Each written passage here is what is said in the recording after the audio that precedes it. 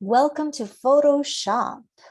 Okay, so what we're going to look at is basically when you open up Photoshop, this is the first window that you will see, very similar to Illustrator.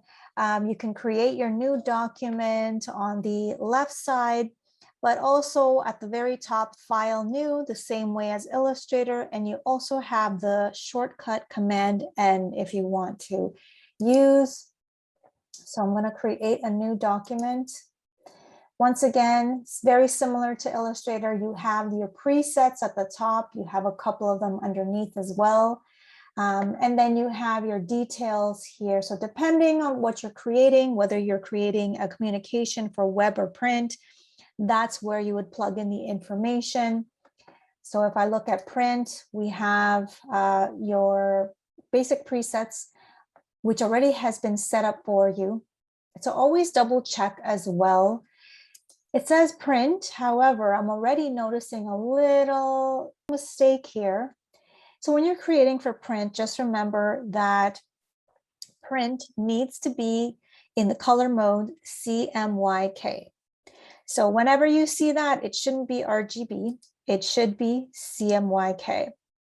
Also, you are able to change your background. So this is background color. So right now it's selected to white, and that means when you open up your new document, it will be white.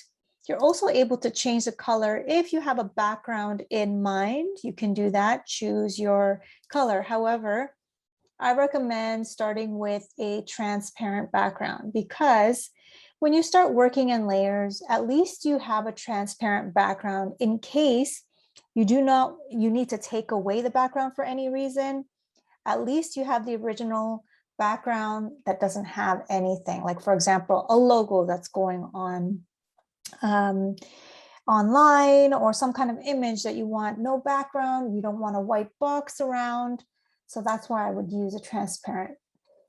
So that's it. You would create your new document, and I'm going to take a look. Once again, you have your double arrows where I could click, expand. I can make it this toolbar 2 columns or 1, depending what I prefer. As well, you have your other double arrows to expand and collapse. Once again, you could do that here. So you have your workspace here.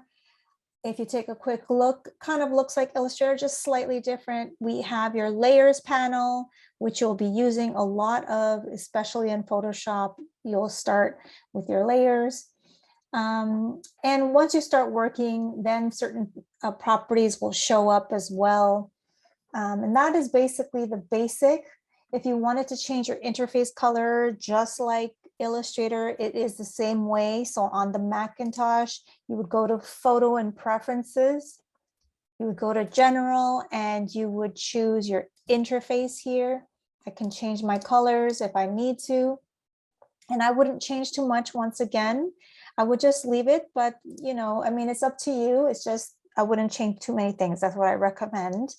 As well, in the PC, I believe your preferences would be in the edit. Don't quote me on it. It used to be an edit. If it's not, double check in file, but they might have changed it. So double check on the PC.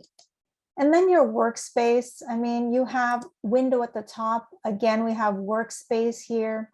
We have the default of essentials. And once again, once you start working, once you start pulling out these menus, which you can pull out, and then it kind of becomes messy, you know, and let's say I accidentally clicked off of these and I no longer have these. It's like, whoops, I kind of, oh, I lost everything. Then I would go to my window and I would go to my workspace and reset essentials, and everything will go back to the original default of the essentials.